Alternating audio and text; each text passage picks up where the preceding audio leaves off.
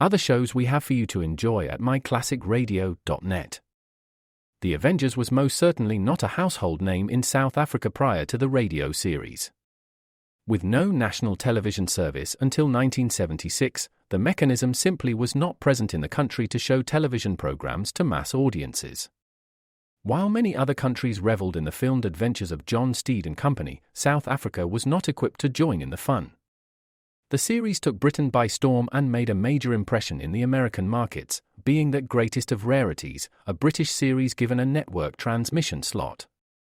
However, as a filmed series, rather than a videotaped one, The Avengers was able to gain a modicum of exposure in South Africa through film rentals. Come and listen at myclassicradio.net.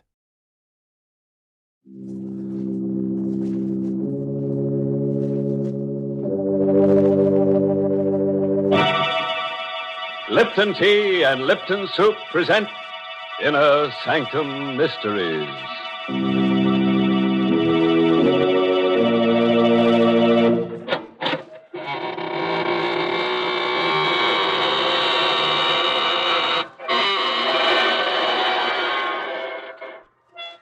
Good evening, friends of the Inner Sanctum.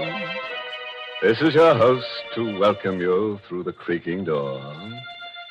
We're going to begin tonight's festivities on a scientific note with something that will save you a good deal of money.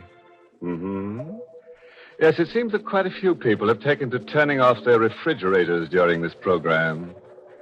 Yes, they've discovered they can deep freeze all sorts of things by just listening to Inner Sanctum and letting their blood run cold. Well, Mr. Host, that's quite an idea. Have you any other scientific suggestions? Oh, certainly, Mary. For instance, here's a way to cut down on your laundry bills. Instead of having the laundry starch your clothes, just put them on top of your radio Tuesday nights. Inner Sanctum will scare them stiff. Well, now it's my turn, Mr. Host, and I'd like to make a suggestion, too. It's about an easy way to get more enjoyment out of your teapot. Here's the whole trick. Just use Lipton tea. In every cup of piping hot Liptons, there's extra tastiness waiting to delight you. And the reason is Lipton's grand brisk flavor. Brisk, you know, is the tea expert's own word for the tangy, full-bodied flavor of Lipton's. And what a pleasure that flavor is. No wonder more folks buy and enjoy Lipton's than any other brand of tea in the world. They've found, as you will, that Lipton's always has brisk flavor. It's never flat, always lively and spirited, with the hearty zest of tea at its best. So next time, serve Lipton tea. Its brisk flavor gives you more contentment in every cup. Now, friends, lend an ear to tonight's story. An original radio play by Robert Newman called Blood of Cain, starring two of your radio favorites, Mercedes McCambridge and Carl Swenson. A tale of blood spilled in hatred and vengeance. Of blood that carries a curse that is as old as man. You don't believe that's possible, eh? And suppose you put out all the lights, pull your chair up close, and listen. A small square, once fashionable, on the outskirts of New Orleans. The iron balconies where elegant ladies once sat are now rusty and sagging. The paint on the rambling houses is cracked and peeling, and grass grows between the cobblestones. The bayous and the jungle have crept close to it. And at night, the cries of strange birds, the croaking of giant frogs can be heard. What was formerly a living portion of the old world has become a place of decay and death. More pigeons died this evening. I saw them towering up and up into the darkening sky, as if to escape the pain gnawing at their vitals, and then fall into the square and into the garden. I still didn't believe, couldn't let myself believe. And then I saw her, standing in the shrubbery, the bag from which she had been feeding them still in her hand. I knew then that I could wait no longer, that I had to find out. Louise. Eugene, The pigeons. There's something wrong with them. They're... Dying. Yes. How? And why? I'm no chemist, but I'd say it was poison. Poison? But who would do that? Louise. Now listen to me, dear. Please listen.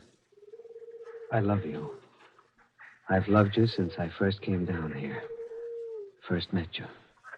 You know that. And you know that I'll understand. Now, tell me, why have you been doing it? I?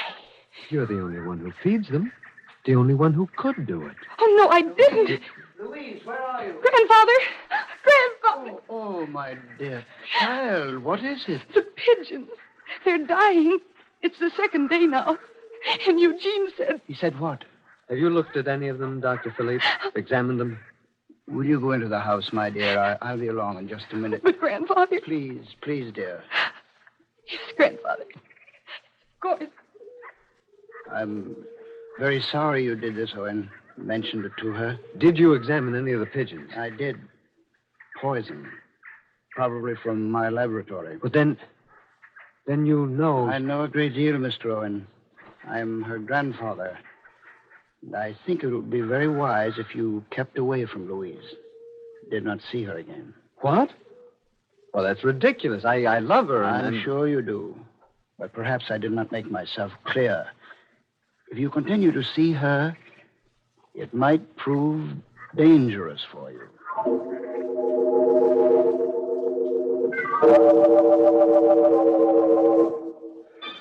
I didn't eat any supper that night.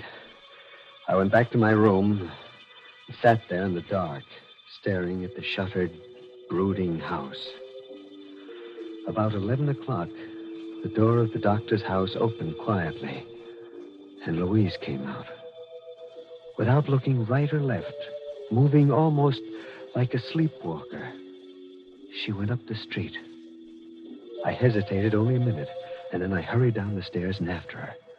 And just as I got downstairs, the door opened again, and... Is that you, Owen? What? Yes, Doctor.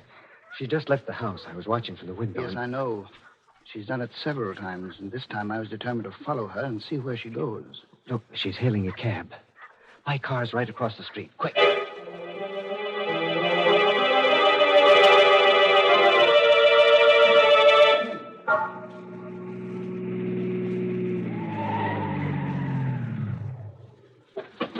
Louise went in there. What kind of a place is that? Oh, dear, that smell. There's the smell of death. From the noise, I would say it was an abattoir. A slaughterhouse? Good Lord. But why? Why would she come down here in the dead of night? I like you, Owen. I think you know that. And it was for your own sake that I warned you to keep away from her. There are things that you do not... well, that you cannot know about her. No? Well, we'll see. I'm going in and get her and find out from her. Just a moment. There she is, just inside the gate, talking to the watchman. No sense arguing about it, lady. I just can't let you in. But you must. You've got to. You always did before. That's just it. Now, once was all right, even twice.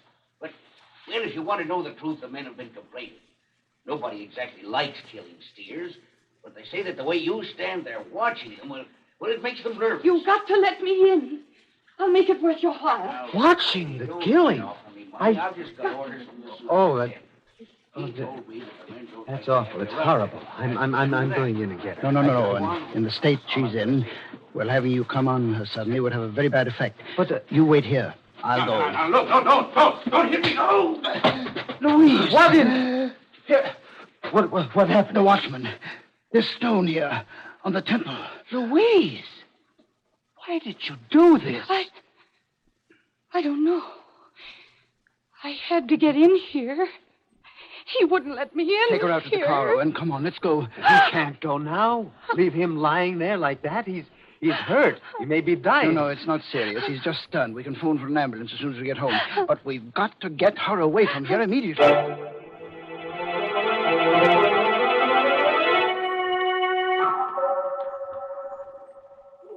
Sit down, Louise. Yes, Grandfather. I'm sorry I ran away like that, Eugene. But I suddenly felt strange. ill. It's all right, Louise. You've been feeling that way quite often lately, haven't you? Yes. Yes, I have.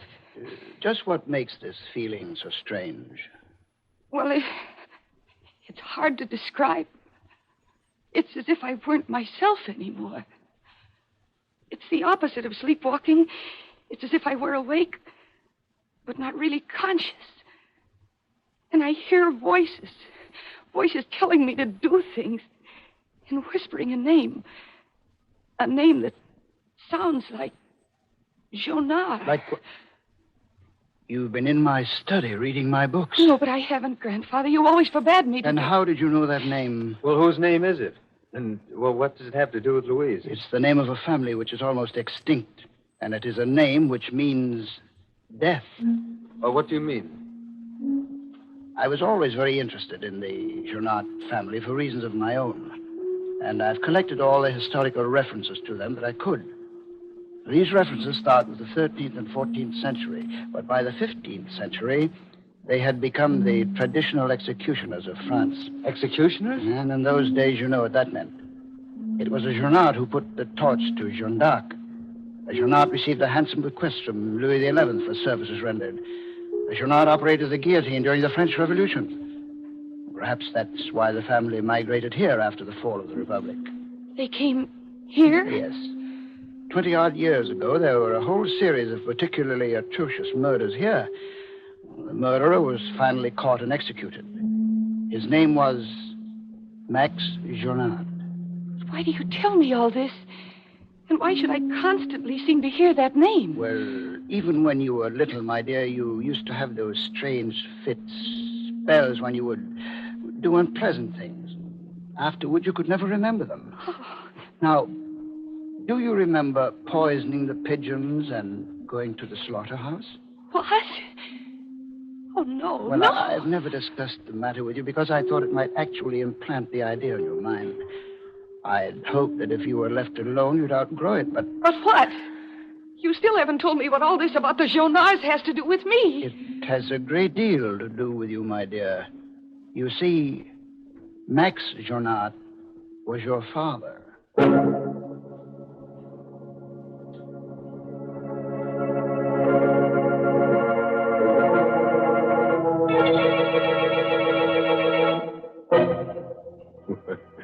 Well, now there's a girl with a real tradition in her family. A murderer for a father and a long line of ancestors who were real killer-dillers. I was beginning to get a little worried about her. Fooling around, poisoning pigeons and things like that. But I could see now that there was method in her madness. After all, practice makes perfect. Good gracious, Mr. Host. Louise may turn out to be a very dangerous person. Yes, Mary, she's not the kind of a character you'd like to have ringing your doorbell. I should say not. Why, usually, as our Lipton listeners know, a doorbell is one of the nicest, most friendly sounds there is. Because so often it means friends are dropping in for a visit. Of course, your first thought is to make them welcome. So after you've taken their coats and made them comfortable, pour them a cup of flavorful, spirited Lipton tea. You know, it's wonderful how Lipton's add sparkle to the conversation. For there's extra enjoyment in its grand, brisk flavor. Each sip is brimming with such lively, full-bodied tanginess. Yes, serve your friends Liptons when they call. And when you say goodbye to them at the door, you can be sure they'll come back for another visit and another cup of Lipton tea. That's a friendly suggestion, all right, Mary. And now, are we ready to get down to business again? The kind of business that Louise's family has specialized in for a good many years. Murder. Oh, I know that what she's been interested in so far is small fry, but I think from now on she'll really be cooking with gas. Just a moment later now. Sitting in Dr. Philippe's study, Louise and Eugene Owen stare at the elderly gentleman with shock and horror in their eyes. You mean my father was a murderer? Your father and his father before him, back as far as the family's history can be traced. Well, I don't believe it. And even if it is true, it's ridiculous to think this need to kill can be passed on from generation to generation. Well, of course, Owen, there is absolutely no scientific basis for it. Still, how else can you explain some of the things that Louise has been doing? Oh, it's true. It's true. These spells that come over me when I don't know what I'm doing. That name which I never heard consciously until... Oh, no, it can't be true. It can't. Oh, Louise, dear. No, Eugene, don't. Don't come near me. Don't touch me.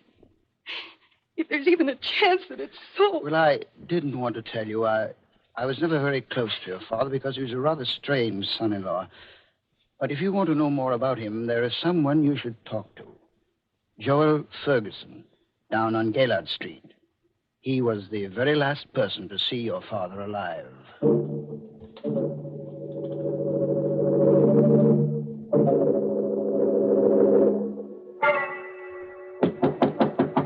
Yes, who is it? Mr. Ferguson? Yes. Who is it? My name is Louise Philippe. I'd like to talk to you for a few minutes. Just a second. Come in. In here.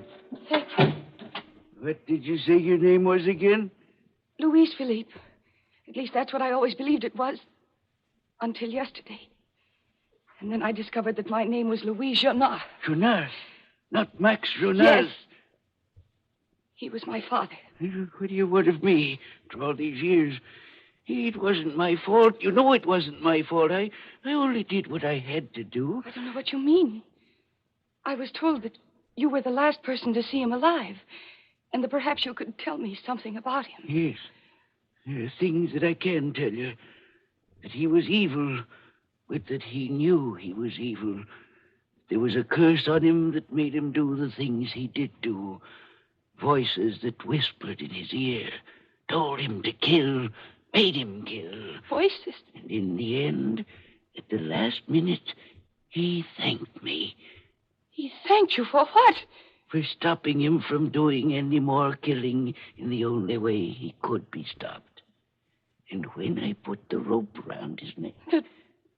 The rope? I was the state executioner. It was I who hanged him. You killed my father. I only carried out the sentence that was passed on him. And why are you looking at me that way? I didn't know. I only came here to see you because... You're lying. If you were his daughter, then you were like him. And you came down here to kill me. Kill you? That knife there in your bag. Huh? I didn't even know it was there. You're lying. Keep away from me. Keep away. But I didn't come down here to kill you. Then stop staring at me like that. Put that knife away. No, don't come near me. Don't.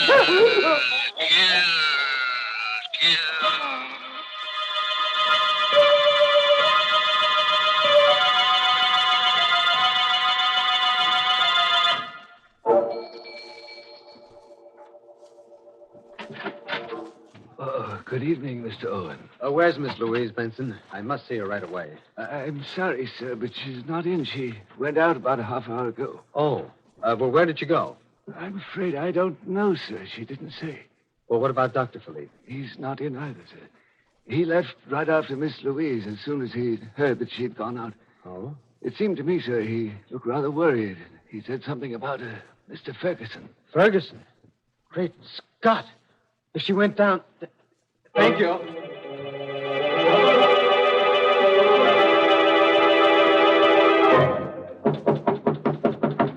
Who's that?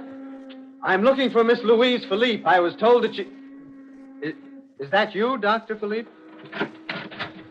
Yes, Eugene. Is she here? Yes, she's here. But you're too late, just as I was too late. What do you mean? Inside there. See for yourself. Oh, don't tell me that anything's happened. Good Lord. Louise. She won't answer you. That's the way I found her when I got here. Sitting there with a knife in her hand and Ferguson lying across the table, dead. Eugene. Louise. Eugene. Oh, Louise, Eugene. darling. Oh, why did you do it? Do what? Ferguson. Dead? Yes, dear. Didn't you do it? I don't know. I didn't even know who he was when I came down here. Then I found out that it was he who executed my father. Then I started to hear those voices. Voices telling me to kill, that I had to kill. Then there was a knife in my hand.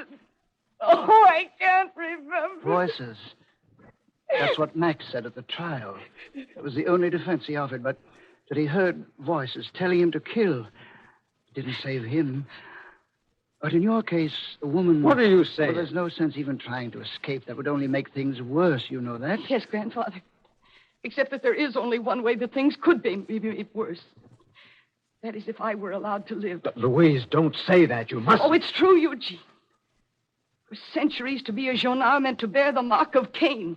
Well, I'm the last of the Jonards, and there must never be another. Well, I had not gone quite that far, my dear, but perhaps you're right. I am right. Goodbye, Grandfather. Eugene. Louise, come back. Wait. No, let her go, Eugene. She's my own flesh and blood. But I think that may be the best way after all. Yes? Well, we'll see. Louise! Wait, please! It's no use, Eugene. It's all very clear. Clear as witch's brew. Yes, it is. Yes, it is. Maybe it's because of our love that I understand. Maybe that was what was wrong with the Jonards. They never knew love, only hatred. But there is a cure. It lies there, in the river. Louise. No, please, dear. There's a curse on me, on all the Jonards that ever were. You're right. There is a curse, but not the kind that you think, dear. Listen, I was at the library all afternoon reading, and I think I understand now, for the first time. You understand what? The nature of the curse and how it can be ended. Because it can be ended in only one way.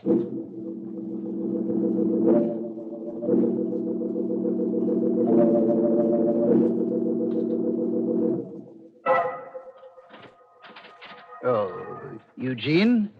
Is that you? Eugene? No, Grandfather. It's not Eugene.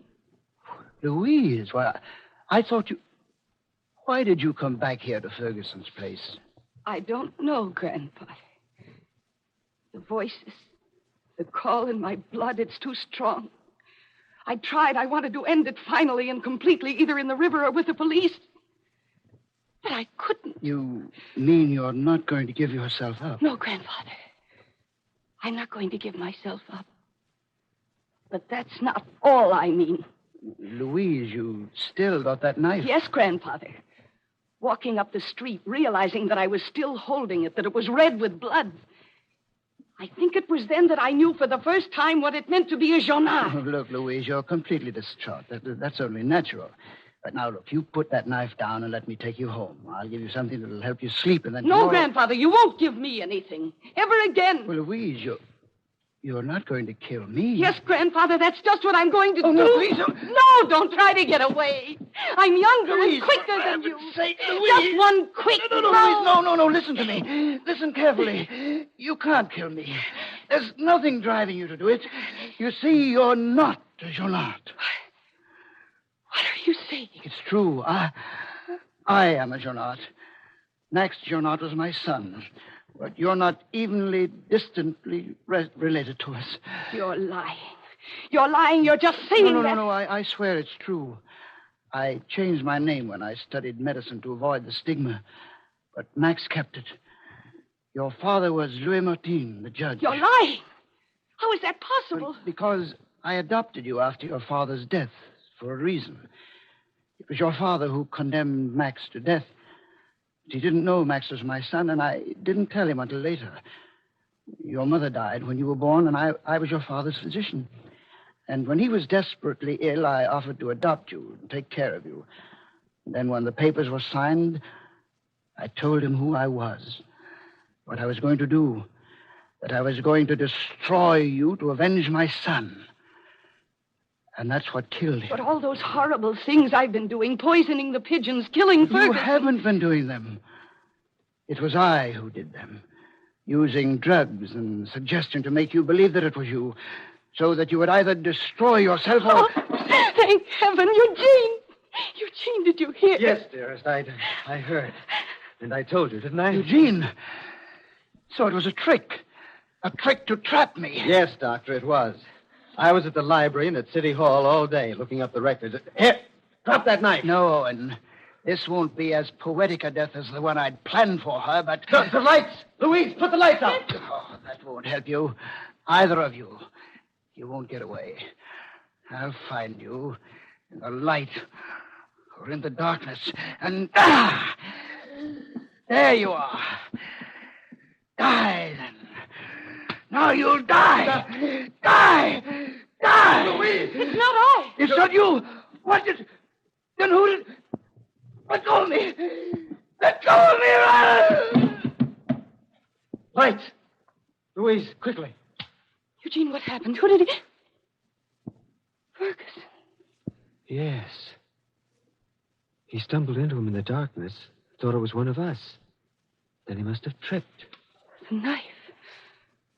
He must have fallen on the knife. Well, somehow it seems only right that the last of the Journals, who killed so many, should be destroyed by the dead.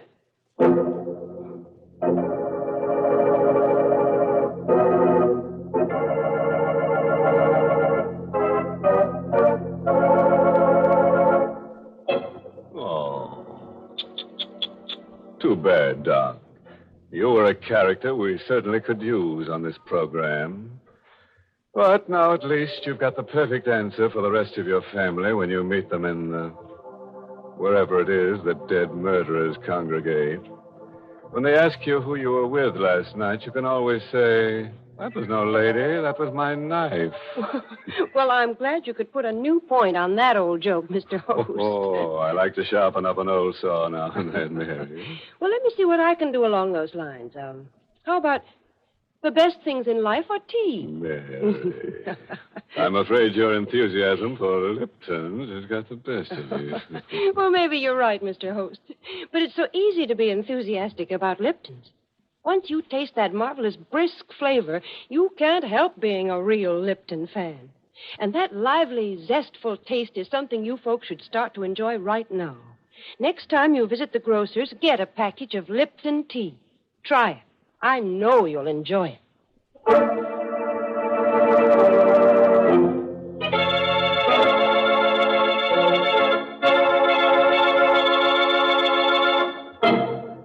May I add a word of advice, friends?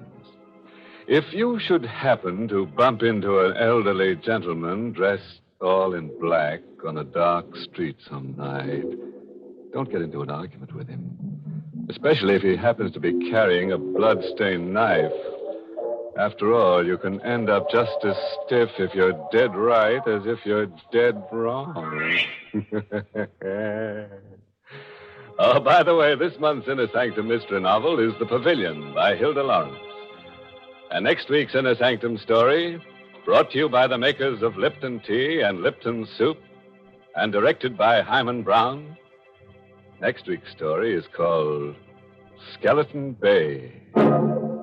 It's about a lady novelist who writes murder mysteries until she decides she'd rather be a character instead of an author.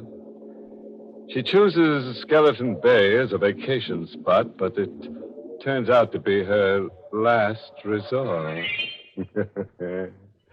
So join us next Tuesday on Skeleton Bay. Until then, friends. Good night. Pleasant dreams.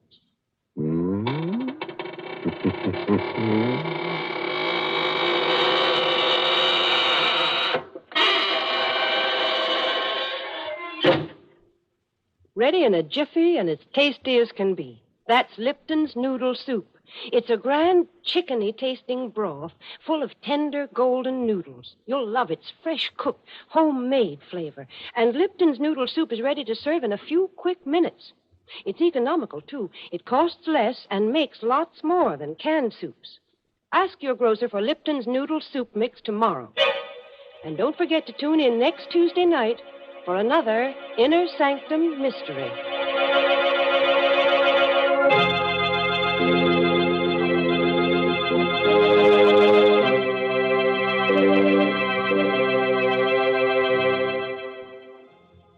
All names and characters used on Inner Sanctum are fictitious. Any similarity to persons living or dead is purely coincidental.